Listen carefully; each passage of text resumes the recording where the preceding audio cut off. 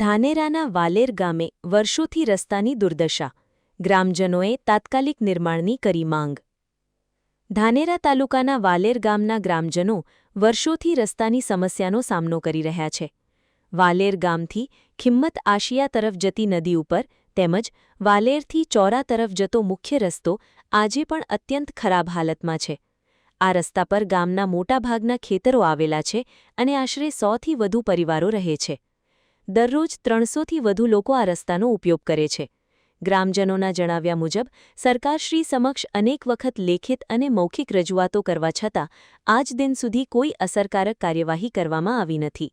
આ રસ્તાની બાજુમાં વાલેરનું વસાજી ગોળિયા પ્રાથમિક શાળા પણ આવેલી છે. ચોમાસામાં વિદ્યાર્થીઓને શાળાએ જવામાં અને દર્દીઓને હોસ્પિટલ પહોંચાડવામાં ભારે મુશ્કેલીઓનો સામનો કરવો પડે છે. વાલેર ગામના ગ્રામજનોએ સરકારશ્રીને તાત્કાલિક આ રસ્તાનું નિર્માણ કરાવી સમસ્યાનું કાયમી ઉકેલ લાવવાની માંગ કરી છે. આ મામલે સરકારશ્રી ક્યારે કાર્યવાહી કરશે તે હવે જોવાનું રહ્યું. અમારા ગામ વાલેરથી ચોરા જવા માટેનો રસ્તો છે. તો વસંતલાલ પુરોહિતશ્રી હતા સાહેબ, તો વખતે અમે અરજી આપેલી હતી. એના પછીની અરજી અમે આપેલી માવજીભાઈને અરજી આપી. તો એમને પૂછ્યું કે તમારા જોબ નંબર આવે એના પછી તમારો રસ્તો પણ બની શકશે. તો અમારે વારંવાર દૂધ ભરાવવાની પણ તકલીફ પડે છે, છોકરા પણ ભણાવવા માટેની તકલીફ અમને બરાબરની પડે છે. અમારે લગભગ 300થી વધારે વસ્તી રહેણાંક વિસ્તાર છે અને